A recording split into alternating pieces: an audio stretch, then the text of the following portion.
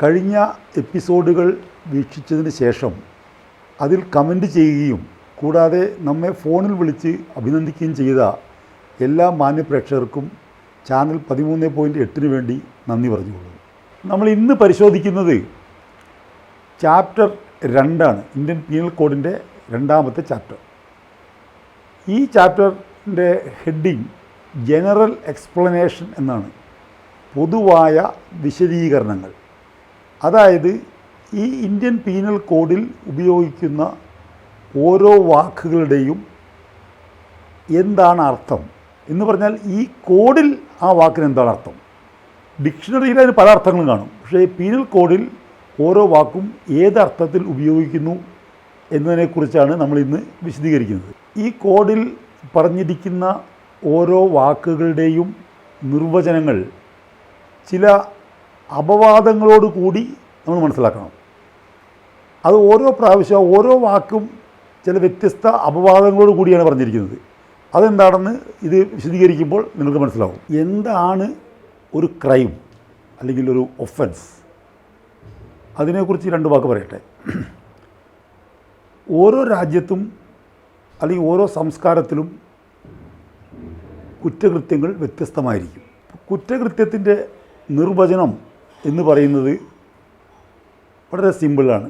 A crime is an act or omission constituted as an offence and punishable by law. ഇതാണ് ഒരു ക്രൈമിൻ്റെ definition. ഇത് നമുക്ക് മലയാളത്തിൽ പറയാം. ഒരു കുറ്റകൃത്യം എന്നാൽ ഒരു ആക്ട് ഓർ ഒമിഷൻ, ഒരു പ്രവൃത്തിയോ അല്ലെങ്കിൽ ഒരു വീഴ്ചയോ ഒരു കുറ്റകൃത്യമായി കാണുന്നതും നിയമത്താൽ ശിക്ഷിക്കപ്പെടേണ്ടതുമാണ്. എന്താണ് ഒമിഷൻ? ഒമിഷൻ എന്ന് പറഞ്ഞാൽ failure to do a legal duty, that is an omission. ഒരു ഡ്യൂട്ടി ചെയ്യാൻ വിധിക്കപ്പെട്ടിരിക്കുന്ന ഒരു വ്യക്തി അദ്ദേഹത്തിൻ്റെ ഡ്യൂട്ടിയിൽ ഉണ്ടാക്കുന്ന വീഴ്ചയെ നമ്മൾ ഒമിഷൻ എന്ന് പറയുന്നു. അതൊരു ക്രൈമാണ്. ഒരാളൊരു പ്രവൃത്തി ചെയ്യുന്നത് പോലെ തന്നെ വേറൊരു പ്രവൃത്തി ചെയ്യേണ്ട ആൾ ചെയ്യാതിരിക്കുന്നതും ഒരു ക്രൈമാണ്. ഇപ്പോൾ നമ്മൾ മുമ്പ് പറഞ്ഞിരുന്നു, നമ്മുടെ ഇന്ത്യൻ പീനൽ കോഡിൻ്റെ ചരിത്രം പറഞ്ഞപ്പോൾ ചില കുറ്റകൃത്യങ്ങൾ പിന്നീട് കുറ്റകൃത്യമല്ലാതായിത്തീരുന്നു. അതുപോലെ കുറ്റമല്ലാത്ത ചില കാര്യങ്ങൾ കാലക്രമേണ കുറ്റമായി മാറുന്നു. അപ്പോൾ കുറ്റം എന്ത് എന്നുള്ളതിൻ്റെ നിർവചനം കാലവും ദേശവും അനുസരിച്ച് വ്യത്യാസപ്പെട്ടിരിക്കുന്നു. ഒരു ഉദാഹരണം പറയുകയാണെങ്കിൽ മാരിറ്റൽ റേപ്പ്, വിവാഹത്തിനുള്ളിൽ നടക്കുന്ന ബലാത്സംഗം, അത് നമ്മുടെ ഇന്ത്യയിൽ ഒരു കുറ്റകൃത്യമല്ല. വിവാഹം എന്ന ആ ചടങ്ങോട് കൂടി തന്നെ വധൂവരന്മാർ പരസ്പരം ലൈംഗിക ബന്ധത്തിനുള്ള അനുവാദം കൊടുത്തിരിക്കുന്നു എന്ന അടിസ്ഥാനത്തിലാണ് വിവാഹബന്ധത്തിലുള്ള ലൈംഗിക ബന്ധത്തിൽ നിർബന്ധം നടന്നാൽ പോലും അതിനെ കുറ്റകൃത്യമായി ഇന്ത്യയിൽ പരിഗണിക്കുന്നില്ല. പക്ഷേ ലോകത്തിലെ മഹാഭൂരിപക്ഷം രാജ്യങ്ങളും നിർബന്ധപൂർവമുള്ള ലൈംഗിക വേഴ്ച ഒരു കുറ്റകൃത്യമായി കാണുകയും ചില രാജ്യങ്ങളിൽ 20 വർഷം വരെ തടവ് കിട്ടാവുന്ന ഒരു ശിക്ഷയായി കണക്കാക്കപ്പെടുകയും ചെയ്യുന്നുണ്ട്. ഇന്ത്യയിലും അതിനെ ഒരു കുറ്റകൃത്യമായി പ്രഖ്യാപിക്കണം എന്ന് പറഞ്ഞുകൊണ്ട് സ്ത്രീ വിമോചന സംഘടനകളെല്ലാം പോരാട്ടത്തിലാണ്. അധികം വൈകാതെ ഇവിടെയും അതൊരു ക്രൈമായിട്ട്, ഒരു ഒഫൻസായിട്ട് ഇന്ത്യൻ പീനൽ കോഡിൽ എഴുതി ചേർക്കപ്പെടാം. നമ്മുടെ ഈ പരിപാടിയുടെ ഉദ്ദേശം സാധാരണക്കാരായ പ്രേക്ഷകർക്ക് ഇന്ത്യൻ പീനൽ കോഡിനെ വളരെ ലളിതമായും ഹ്രസ്വമായും ഒന്ന് പരിചയപ്പെടുത്തുക എന്നത് മാത്രമാണ്. ഒരിക്കലും ഒരു നിയമ വിദ്യാർത്ഥിക്കോ അല്ലെങ്കിൽ ഒരു നിയമം കൈകാര്യം ചെയ്യുന്ന മറ്റേതെങ്കിലും വ്യക്തികൾക്കോ സ്ഥാപനങ്ങൾക്കോ ഈ പരിപാടി വളരെ ഉപയോഗപ്രദമായിരിക്കില്ല. കാരണം നമ്മൾ ഓരോ സെക്ഷനും ഏറ്റവും ലളിതമായി പറഞ്ഞ് മുമ്പോട്ട് പോവുകയാണ്. അത് ഓരോ സെക്ഷൻ തന്നെ 1 മണിക്കൂറോളം സമയമെടുത്തുകൊണ്ട് വിശദീകരിക്കാൻ തക്കതായിട്ട് നമ്മുടെ കോഡിലുണ്ട്. അത് ഒരു സാഹസമായിരിക്കും, പ്രേക്ഷകരെ മടിപ്പിക്കുകയും ചെയ്യും. അതുകൊണ്ടാണ് ഏറ്റവും ലളിതമായും ഹ്രസ്വമായും എല്ലാ സെക്ഷനുകളും പറഞ്ഞു പോകുന്നത്. ഇന്നത്തെ നമ്മുടെ ചാപ്റ്റർ ജനറൽ എക്സ്പ്ലനേഷൻ പൊതു വിശദീകരണമാണ്. അത് സെക്ഷൻ 6 മുതൽ 52 വരെയുള്ള സെക്ഷനുകളാണ് ഈ വിശദീകരണങ്ങൾ. എന്ന് വെച്ചാൽ ഈ കോഡിൽ ഉപയോഗിക്കുന്ന ഓരോ വാക്കും ഈ കോഡിൽ അതിൻ്റെ ഏതർത്ഥത്തിൽ ഉപയോഗിക്കുന്നു എന്നുള്ള വിശദീകരണമാണ്. അത് വളരെ ഹ്രസ്വമായി തന്നെ പറഞ്ഞുകൊണ്ട് മുമ്പോട്ട് പോകാനേ സാധിക്കൂ. അപ്പോൾ ഒന്നാമത്തെ സെക്ഷൻ, ഈ ചാപ്റ്ററിലെ ആദ്യത്തെ സെക്ഷൻ 6 സെക്ഷൻ 6. ഇത് പറയുന്നത് definitions in this code to be understood with general exception എന്ന് പറഞ്ഞാൽ ഈ കോഡിൽ പറയുന്ന ഓരോ വാക്കുകളുടെയും നിർവചനം ചാപ്റ്റർ 6 പറയുന്ന പൊതുവായ അപവാദങ്ങൾക്കനുസരിച്ച് മനസ്സിലാക്കേണ്ടതാണ്. അതിന് 2 ഉദാഹരണങ്ങൾ പറയുന്നത്, ഈ കോഡിൽ എവിടെയും ഒരു കൊച്ചുകുട്ടി ക്രൈം ചെയ്യില്ല എന്ന് പറയുന്നില്ല. പക്ഷേ ഇതിൽ പറയുന്നത് nothing shall be an offence which is done by a child under 7 years of age. 7 വയസ്സിൽ താഴെയുള്ള കുട്ടി ചെയ്യുന്ന ഒരു പ്രവൃത്തിയും ഒരു ഓഫൻസ് ആയിരിക്കില്ല, ഒരു ക്രൈം ആയിരിക്കില്ല, ആ കുട്ടിയെ ശിക്ഷിക്കാൻ കഴിയില്ല. എന്ന് പറഞ്ഞാൽ 7 വയസ്സിൽ താഴെയുള്ള കുട്ടി is excepted from the punishment under this code. അതാണ് ഒരു എക്സെപ്ഷൻ. രണ്ടാമത്തെ ഒരു എക്സാമ്പിൾ പറയുന്നത്, ഒരു പോലീസ് ഓഫീസർ ഒരു കുറ്റവാളിയെ വാറണ്ട് ഇല്ലാതെ അറസ്റ്റ് ചെയ്യുന്നു. ഒരാളെ നമുക്ക് അങ്ങനെ വാറണ്ടാണ് അതിൻ്റെ നിയമപ്രകാരമുള്ള ഒരു ഡോക്യുമെൻ്റ്, അതില്ലാതെ ഒരാൾ മറ്റൊരാളെ തടഞ്ഞു വയ്ക്കുന്നതിൻ്റെ റോങ്ഫുൾ കൺഫൈൻമെൻറ്റ് പറയും. അതായത് തെറ്റായ രീതിയിൽ തടഞ്ഞു വയ്ക്കുക. പക്ഷേ ഈ ജനറൽ എക്സെപ്ഷന് പറയുന്നത് nothing is an offence which is done by a person who is bound by law to do it. നിയമപ്രകാരം അധികാരപ്പെട്ട ഒരാൾ, നിയമപ്രകാരം ഒരു പ്രവൃത്തി ചെയ്യാൻ അധികാരപ്പെട്ട ഒരാൾ ചെയ്യുന്ന ഒരു പ്രവൃത്തിയും ഒരു ഓഫൻസ് അല്ല, ഒരു കുറ്റകൃത്യമല്ല. ഇതാണ് അടുത്ത എക്സെപ്ഷൻ. ഈ 2 ഉദാഹരണങ്ങളിൽ കൂടെ നമുക്ക് മനസ്സിലായത് ഇതിലുള്ള ഡെഫിനിഷൻസ് എല്ലാം മനസ്സിലാക്കേണ്ടത് ഈ പൊതു അപവാദങ്ങൾക്ക് അധീനമായാണ്. Section 7, every sense of expression once explained. അതായത് ഈ കോഡിൽ ഒരു വാക്കിൻ്റെ എക്സ്പ്രഷൻ ഒരിക്കൽ വിശദീകരിച്ചു കഴിഞ്ഞാൽ അത് ഈ കോഡിൻ്റെ ഏത് ഭാഗത്തായാലും അതേ എക്സ്പ്ലനേഷൻ തന്നെയായിരിക്കും, അത് പിന്നീട് മാറില്ല. ഇതാണ് പറയുന്നത്. ഉദാഹരണത്തിന് ഗവൺമെൻറ് എന്ന് ഈ കോഡിൽ എവിടെയെങ്കിലും പറയുന്നുണ്ടെങ്കിൽ അത് കേന്ദ്ര ഗവൺമെൻറ്റോ സംസ്ഥാന ഗവൺമെൻറ്റോ ആകാം. അപ്പോൾ ഗവൺമെൻറ് എന്നുള്ള ഒറ്റ വാക്ക് പല ഭാഗങ്ങളിലും വരുന്നുണ്ട്. അവിടെയൊക്കെ നിങ്ങൾക്ക് കേന്ദ്ര ഗവൺമെൻറ്റെന്നോ സംസ്ഥാന ഗവൺമെൻറ്റെന്നോ അതിന് വായിക്കാം. സെക്ഷൻ 8 ജെൻഡറാണ്, ലിംഗം. ഈ കോഡിൽ എവിടെയെങ്കിലും ഹി എന്നോ ഹിം എന്നോ ഹിസ് എന്നോ വരികയാണെങ്കിൽ അതെല്ലാം ഹെർ, ഷീ, ഹെർ, ഹേഴ്സ് എന്നും വായിക്കാവുന്നതാണ്. അതായത് ഹി എന്ന് ഉദ്ദേശിക്കുന്നത് ആണോ പെണ്ണോ ആകാം. സെക്ഷൻ 9 നമ്പറാണ്. അതായത് സിംഗുലർ നമ്പറായിട്ട് ഇവിടെ ഉപയോഗിക്കുന്ന ഒരു വാക്ക് പ്ലൂറൽ മീനിങ്ങിലും പ്ലൂറലായി ഉപയോഗിക്കുന്നത് സിംഗുലറായും മനസ്സിലാക്കാം. ഉദാഹരണമായിട്ട് പേഴ്സൺ എന്ന് എവിടെയെങ്കിലും ഉപയോഗിച്ചിട്ടുണ്ടെങ്കിൽ അതിനെ പേഴ്സൺസ് എന്നും പേഴ്സൺസ് എന്നുള്ളത് പേഴ്സൺ എന്നും മനസ്സിലാക്കാം. അടുത്ത സെക്ഷൻ 10 ആണ്. സെക്ഷൻ 10 മാൻ ആൻഡ് വിമൻ ആണ്. മാൻ എന്ന് ഉദ്ദേശിക്കുന്നത്, മാൻ എന്ന് പറഞ്ഞാൽ ഏത് പ്രായത്തിലും പെട്ട ഒരു പുരുഷൻ, ഒരു കൊച്ചുകുട്ടിയാവാം, ഒരു പ്രായമുള്ള ആവാനാവാം. അതുപോലെ തന്നെ വുമൺ എന്ന് ഉദ്ദേശിക്കുന്നത് പ്രായഭേദമന്യേ ഒരു ശിശു മുതൽ എത്ര പ്രായമുള്ള ഒരു സ്ത്രീയെയും വുമൺ എന്ന് ഈ കോഡിൽ ഉദ്ദേശിക്കുന്നു. സെക്ഷൻ 11 പേഴ്സൺ എന്ന് പറയുന്നത് ഒരു വ്യക്തി, ഒരു കമ്പനി, ഒരു അസോസിയേഷൻ അല്ലെങ്കിൽ ഒരു ഗ്രൂപ്പ് ഓഫ് പേഴ്സൺസ്, അത് ഇൻകോർപ്പറേറ്റഡ് ആവാം അല്ലാത്തതാവാം. എന്ന് പറഞ്ഞാൽ രജിസ്റ്റേർഡ് കമ്പനി അല്ല, ഒരു സാധാരണ ഒരു ചെറിയ പ്രൈവറ്റ് ലിമിറ്റഡ് ഒരു പാർട്ട്ണർഷിപ്പ് ഫോം, ഒരു പ്രൊപ്പറേറ്റർഷിപ്പ് ഫോം, ഒരു വ്യക്തി, ഒരു അസോസിയേഷൻ, ഒരു ക്ലബ്ബ്, അതെല്ലാം ഈ പേഴ്സൺ എന്ന വാക്കിനുള്ളിൽ വരുന്നുണ്ട്. സെക്ഷൻ 12 പബ്ലിക്കാണ്. പബ്ലിക് എന്ന് പറഞ്ഞാൽ പൊതുജനം. അത് മുഴുവൻ ജനങ്ങളുമായിക്കൊള്ളണമെന്നില്ല, ഒരു കമ്മ്യൂണിറ്റി ആവാം, അല്ലെങ്കിൽ ഒരു ക്ലാസ് ഓഫ് പീപ്പിൾ ആവാം. സെക്ഷൻ 13 ക്വീനാണ്. അത് റിപ്പീൽ ചെയ്യപ്പെട്ടു. കാരണം അത് ബ്രിട്ടീഷ് ഭരണകാലത്ത് മാത്രം ആവശ്യമുള്ള വാക്കായിരുന്നു. സ്വതന്ത്ര ഇന്ത്യയിൽ ക്വീൻ ആവശ്യമില്ലാത്തതുകൊണ്ട് ആ വാക്ക് ഈ കോഡിൽ നിന്ന് റിപ്പീൽ ചെയ്യപ്പെട്ടിരിക്കുകയാണ്.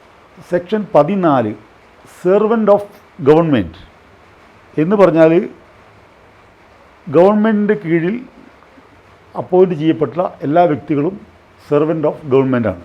സെക്ഷൻ 15 ബ്രിട്ടീഷ് ഇന്ത്യ എന്നുള്ള വാക്കായിരുന്നു. അത് ഇപ്പോൾ സ്വാതന്ത്ര്യത്തിന് ശേഷം ആ സെക്ഷൻ റിപ്പീൽ ചെയ്യപ്പെട്ടു. സെക്ഷൻ 16 റിപ്പീൽ ചെയ്യപ്പെട്ടു. അത് ഗവൺമെൻറ് ഓഫ് ഇന്ത്യ എന്നുള്ളതിൻ്റെ ഡെഫിനിഷനായിരുന്നു. അതും ഇപ്പോൾ റിപ്പീൽ ചെയ്യപ്പെട്ടു. സെക്ഷൻ 17 ഗവൺമെൻറ്റാണ്. Government means state government or central government. Section 18 India. India എന്ന് പറഞ്ഞാൽ the territory of India including Jammu and Kashmir. Section 19 ജഡ്ജാണ്. ജഡ്ജ് എന്ന വാക്കിൻ്റെ അർത്ഥം ജഡ്ജ് എന്ന രീതിയിൽ പ്രത്യേകം ഡെസിഗ്നേറ്റ് ചെയ്യപ്പെട്ട വ്യക്തി മാത്രമല്ല, നമ്മുടെ ജഡ്ജിൻ്റെ ഡ്യൂട്ടി ചെയ്യാൻ നിയോഗിക്കപ്പെട്ട പല ആളുകളെയും നമുക്ക് ഈ കോഡിൽ ജഡ്ജ് എന്ന രീതിയിലാണ് അഭിസംബോധന ചെയ്തിരിക്കുന്നത്. ഉദാഹരണമായിട്ടൊരു കളക്ടർ, ഒരു മജിസ്ട്രേറ്റ്, ഒരു പഞ്ചായത്ത് മെമ്പർ, ഇത്തരം ആളുകളെല്ലാം ജഡ്ജസിൻ്റെ ഗ്രൂപ്പിൽ പെടും. അവർക്കെല്ലാം അല്ലെങ്കിൽ ഒരു body of persons who is empowered by law to give a judgment, അവരെല്ലാം ജഡ്ജ് എന്നുള്ള ഒരു വാക്കിൻ്റെ അണ്ടറിൽ വരും. സെക്ഷൻ 20 കോർട്ട് ഓഫ് ജസ്റ്റിസ്, നീതിന്യായ കോടതി എന്ന വാക്കിൻ്റെ അടിയിൽ ഒന്നോ ഒന്നിൽ കൂടുതലോ ജഡ്ജസ് ഉള്ള ഒരു കോടതിയോ ആവാം, അല്ലെങ്കിൽ പല ഉത്തരേന്ത്യൻ സംസ്ഥാനങ്ങളിലും ഉള്ള പോലെ പഞ്ചായത്ത്, ഈ കോടതിയുടെ ഭാഗം ജോലി ചെയ്യുന്ന നീതിന്യായം നടപ്പിലാക്കുന്ന പഞ്ചായത്തുകളുണ്ട്. അത്ര പഞ്ചായത്തുകളിൽ നമുക്ക് ഇതിൽ കോടതിയായിട്ട് കൺസിഡർ ചെയ്യാം. സെക്ഷൻ 21 പബ്ലിക് സെർവൻ്റാണ്. Who is a public servant? അതിൽ ഒരുപാട് വലിയൊരു ലിസ്റ്റ് ഉണ്ട് പബ്ലിക് സെർവൻറ്റ്. നമുക്കറിയാം, പബ്ലിക് സെർവൻറ്റ് എന്ന് പറഞ്ഞാൽ ഗവൺമെൻറ്റിൽ നിന്ന് ശമ്പളം വാങ്ങുന്ന ആളുകൾ മാത്രമാണ് പബ്ലിക് സെർവൻ്റേ വരുള്ളൂ. മറ്റുള്ളവരൊക്കെ പ്രൈവറ്റ് സെർവൻ്റാണ്.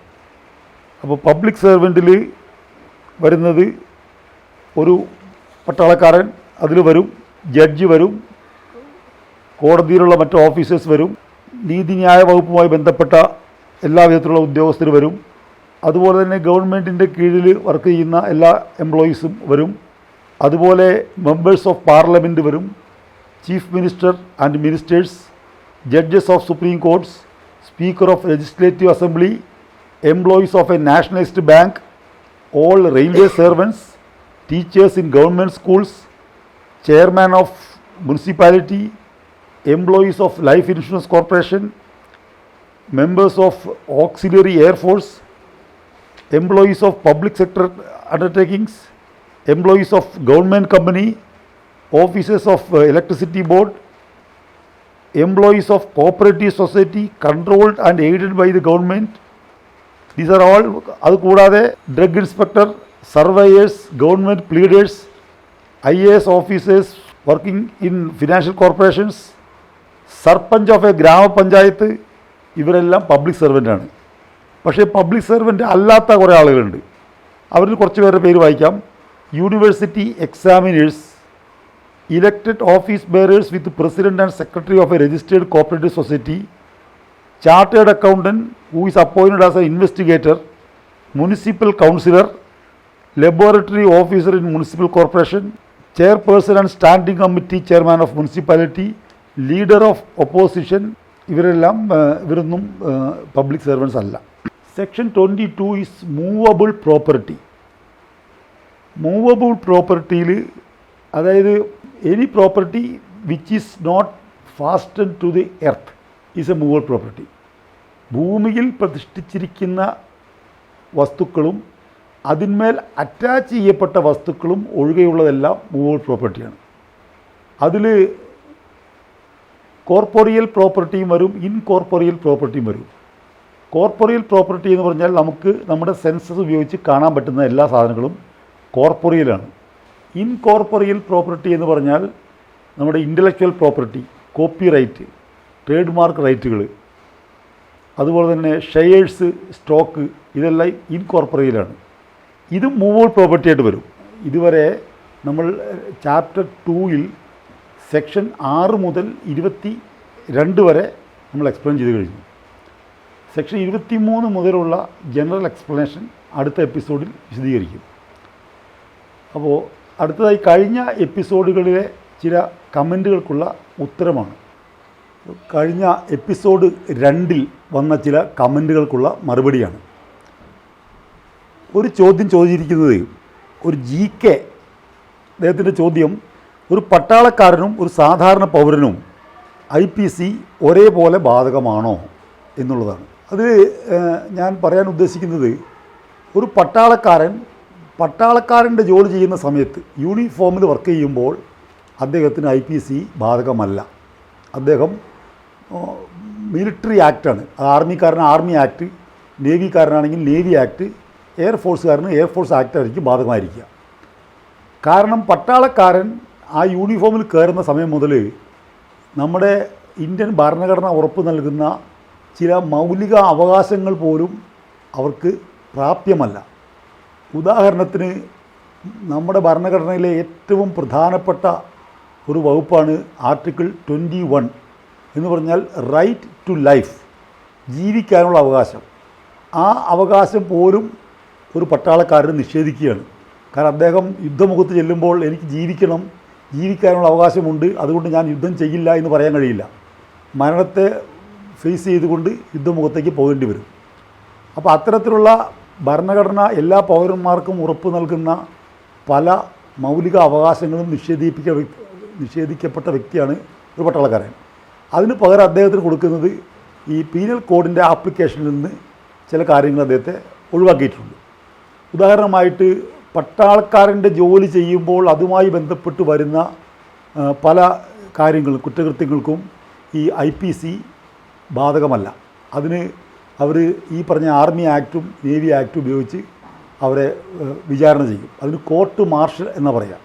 പക്ഷെ ഒരു പട്ടാളക്കാരൻ ലീവ് എടുത്ത് നാട്ടിലിരിക്കുന്ന സമയത്ത് അദ്ദേഹം ഒരു കുറ്റകൃത്യം ചെയ്താൽ, പ്രത്യേകിച്ചും ഒരു serious offence, murder, rape, kidnapping, അങ്ങനെയുള്ള ഒരു വലിയ ഒഫൻസ്, സെഷൻസ് ഒഫൻസ് എന്നാണ് പറയുക അതിന്, അത് ചെയ്തു കഴിഞ്ഞാൽ ആ വ്യക്തിയെ ഇന്ത്യൻ പീനൽ കോഡിന് അനുസരിച്ച് വിചാരണ ചെയ്യാൻ സാധിക്കും. പക്ഷേ ഒരു പട്ടാളക്കാരനെ പോലീസ് അറസ്റ്റ് ചെയ്താൽ എത്രയും പെട്ടെന്ന് അയാളുടെ കമാൻഡിങ് ഓഫീസറെ അറിയിച്ചുകൊള്ളണം നിർബന്ധമുണ്ട്. അത്രയേ ഉള്ളൂ. പക്ഷേ ഇന്ത്യൻ പീനൽ കോഡ് പ്രകാരം വിചാരണ ചെയ്യാം. ഇതാണ് നിയമം. മറ്റൊരു ചോദ്യം അനന്തു എസിൻ്റേതാണ്. അദ്ദേഹത്തിൻ്റെ ചോദ്യം, എന്തുകൊണ്ടാണ് ഇന്ത്യൻ പ്രസിഡൻറ്റിനെ IPC പ്രകാരം ശിക്ഷിക്കാത്തത്? അത് കഴിഞ്ഞ എപ്പിസോഡിൽ ഞാൻ പറഞ്ഞിരുന്നു, അതൊന്നുകൂടെ എക്സ്പ്ലെയിൻ ചെയ്യാം. IPCയുടെ ഓപ്പറേഷനിൽ നിന്ന് ഇന്ത്യൻ പ്രസിഡൻറ്റിനെയും സംസ്ഥാന ഗവർണർമാരെയും ഒഴിവാക്കിയിട്ടുണ്ട്. അതിന് പല കാരണങ്ങളുണ്ട്.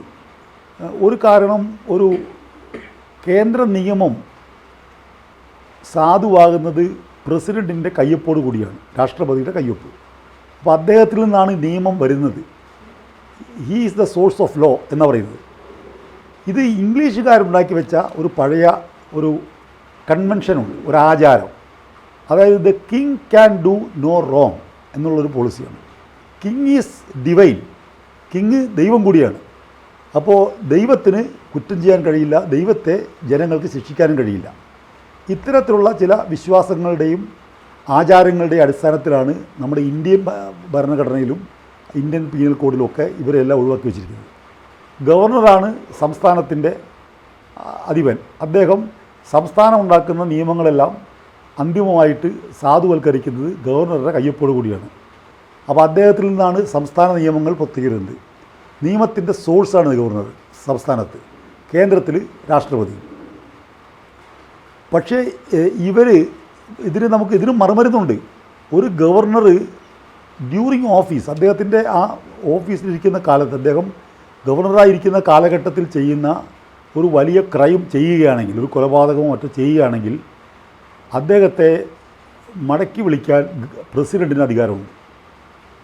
പക്ഷേ അദ്ദേഹത്തിന് വേറെ IPC പ്രകാരം ശിക്ഷിക്കാനൊന്നും പറ്റില്ല. അദ്ദേഹത്തിന് ആ ഓഫീസിൽ നിന്ന് മാറ്റാൻ കഴിയും. അതുപോലെ തന്നെ പ്രസിഡൻറ്റ് അത്തരത്തിലുള്ളൊരു കാര്യം ചെയ്യുകയാണെങ്കിൽ, അതായത് അൺകൺസ്റ്റിറ്റ്യൂഷണൽ ആയിട്ടുള്ള ഒരു ആക്ട് ചെയ്യുകയാണെങ്കിൽ അദ്ദേഹത്തെ പാർലമെൻറ്റിന് ഇംപീച്ച് ചെയ്യാം. ഇംപീച്ച് എന്ന് പറഞ്ഞാൽ ഒരു പ്രോസസ്സിൽ കൂടെ അദ്ദേഹത്തെ പുറത്താക്കാം. അപ്പോൾ ഈ 2 ശിക്ഷാവിധികളാണ് പ്രസിഡൻറ്റിനും ഗവർണർമാർക്കുള്ളത്. ഇനി അവർ അധികാരത്തിലിരുന്ന സമയത്ത്, പ്രസിഡൻ്റായും ഗവർണറായിരുന്ന സമയത്ത് ഒരു IPC പ്രകാരമുള്ള ഒരു കുറ്റം ചെയ്തതിന് പുറത്താക്കിയതിന് ശേഷം അവരെ ശിക്ഷിക്കാനും വകുപ്പില്ല. അങ്ങനെയൊക്കെ ആണെങ്കിലും അവർ ചെയ്യുന്ന ഒഫൻസിൻ്റെ സീരിയസ്നെസ് അനുസരിച്ച് ചിലപ്പോൾ അവർ ശിക്ഷിക്കപ്പെട്ടേക്കാം. ഉദാഹരണമായിട്ടൊരു പ്രസിഡൻറ്റ് ഒരു പ്രൈം മിനിസ്റ്ററെയോ അല്ലെങ്കിൽ അതുപോലൊരു VIP കൊലപ്പെടുത്തിയാൽ അദ്ദേഹത്തെ വെറുതെ വിടാൻ നമ്മുടെ ജനങ്ങൾ സമ്മതിക്കില്ല. അപ്പോൾ അദ്ദേഹത്തെ ശിക്ഷിക്കേണ്ടി വരും. അപ്പോൾ അതിനുവേണ്ടി ചിലപ്പോൾ നിയമം തന്നെ മാറ്റിമറിക്കാം.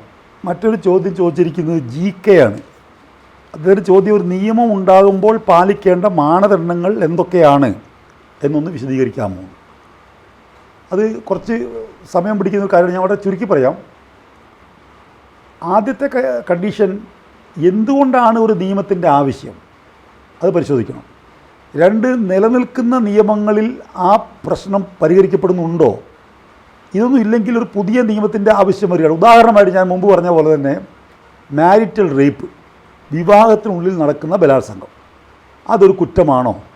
അപ്പോൾ ഒരുപാട് സ്ത്രീ സംഘടനകളും മറ്റുള്ള പുരോഗമനേച്ഛയുള്ള മനുഷ്യരൊക്കെ പറയുന്നു അതൊരു തെറ്റാണ്, അത് വിവാഹത്തിനുള്ളിൽ പോലും അങ്ങനെ പാടില്ല, നമുക്ക് നിയമനിർമ്മാണം ആവശ്യമുണ്ടെന്ന് ജനങ്ങളിൽ നിന്ന് ഒരു ആവശ്യം വരികയും അത് പാർലമെൻറ്റ് അംഗങ്ങൾ ഏറ്റെടുത്തുകൊണ്ട് ആ നിയമത്തിന് മുമ്പോട്ട് വരുമ്പോൾ, അപ്പോൾ നിലനിൽക്കുന്ന നിയമങ്ങളിൽ അത്തരത്തിലുള്ളൊരു കുറ്റകൃത്യത്തിനെ അഡ്രസ്സ് ചെയ്യുന്നുണ്ടോ, അതിന് ഒരു ശിക്ഷ വാങ്ങിക്കൊടുക്കാനുള്ള കഴിവുണ്ടോ എന്ന് നോക്കുകയും അങ്ങനെയൊന്നും ഇല്ല എന്ന് കണ്ടെത്തുമ്പോൾ ഒരു പുതിയ നിയമം ഉണ്ടാക്കുന്നു.